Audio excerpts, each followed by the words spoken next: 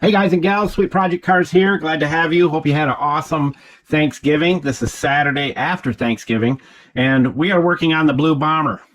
We thought we had an oil pan leak. This is really funny because the oil pan was wet and it looked like it was oily. Well, it wasn't. It was a drip coming out of the water pump, landing on the CV shaft and spinning around and going up all over under there. And it was just a small leak, enough to leak out and cause issues with the heating. Never overheated, it just would lose heating in there because there wasn't enough fluid in it. So we pulled the old one off. This is a factory pump, and it has the Chrysler emblem on it right there with the part number. It's pretty flimsy, I think. And you can hear it. Listen to that. That bearing is toast in there. If you listen real close. So the shaft is moving up and down like that. So we're going to replace this with a water pump that looks to be way heavy dutier. Is that a word or not? And it was 10 bucks more. And of course, this factory one was way more. And the crazy part about it is, this is a Gates pump. Watch when you try to spin that. That's it. And it's rock solid.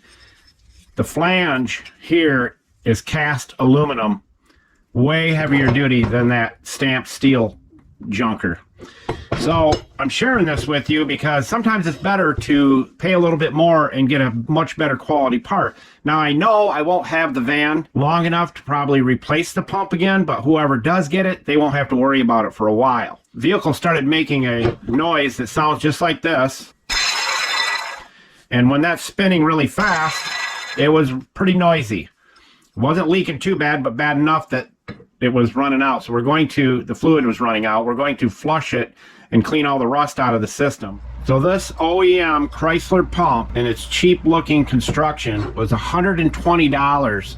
The Gates casted thick aluminum, right around 40 bucks. I don't understand why they couldn't have made it like the Gates one, because that thing was awesome. But what I did is this. When you put your gaskets on your water pumps, it's not an easy process getting them off or putting them on, and the last thing you want to do is put it on and find you have a leak.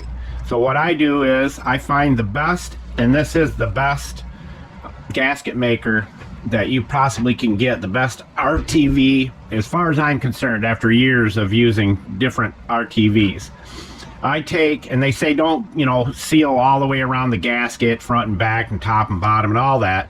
What I do is this. I put a little dab right there, a little dab, 4 spots.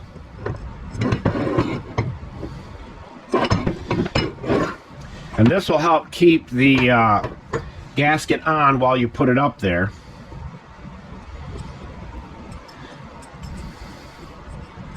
And I press it down right where the material is at. Squeeze it out of there. Press it down good.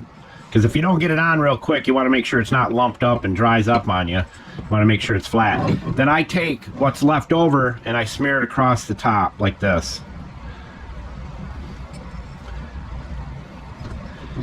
And I've never had a water pump leak after I've replaced it. And I've done so many of them I can't even tell you.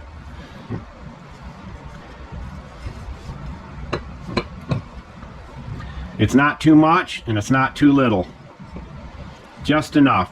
And I'll put it on the flange up here like that.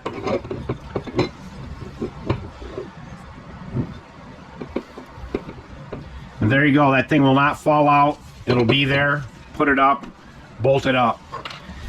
Bad design on their part because you can't get the pulley off.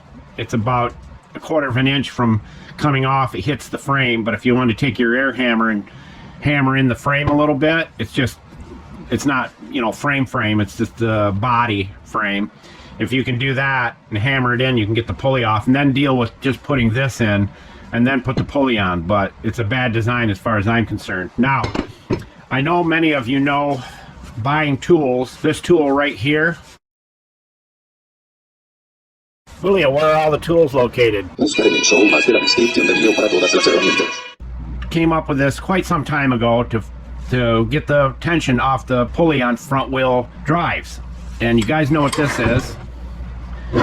That is probably one of the best grinders I've ever owned. And you know that tool right there that comes with it. And I have multiple of them. This is one that's a little more heavy duty, but this one would work as well. And all you do, you can take a piece of pipe if you want, water pipe, flatten it down so it goes over this. So you have maybe a 12-inch pipe that goes over this handle. And you take this and put it in the square, 3/4 inch square your ratchet would actually go into, and then put this in one of the webs of the tensioner arm. And all I did is put it up in there and push down just a little bit, took the tension off, bada boom, bada bing, belt came right off. When I wanted to put it back in there, I put it back up in there, moved it up a little bit, boom, put the belt back on, done. I saved myself 40 bucks on something, on a tool that I probably use once every 2 or 3 years, because as I said, I don't do a lot of front wheel drives. You can buy the tool and have it, but I've got so many tools that it's hard to find them sometimes, because so I know I got that, it's over here, over there, and you know what it's like. So that is what my whole Blue Bomber excursion was on the water pump. And the Blue Bomber, heads up on the Blue Bomber, has never run better, has never steered better. We took it in for the front end alignment, and I got to tell you, this is so funny. I took it in for the front end alignment, and they put it up on the machine to do the front end, and he said, the tech said, "Did you just have this done?" I said, "Well, I did it at home and used string, and I was pretty cautious when I did it to make sure I got it right." He goes, "There's no sense us even touching this. This is as aligned as you're going to ever get it." And they didn't even charge me a dime for it. So that's pretty awesome. I'm pretty happy with that process. It worked great. A couple of jack stands, some strings. See the video right here if you want to do your own. We're happy with the way the Blue Bomber's running. It purrs like a kitten. There's no more engine noise from the new water pump that we put in. Somebody's going to get a really nice van. We're hoping to get 50,000 out of it, and we'll see. I'm just kidding, you know. Maybe 60,000. Oh my God! Anyhow, we're glad you guys are with us, and we'll talk to you again and let you know where we're at on the Blue Bomber. Not anymore, Blue Bomber. As we always say, Sweet Project Cars out!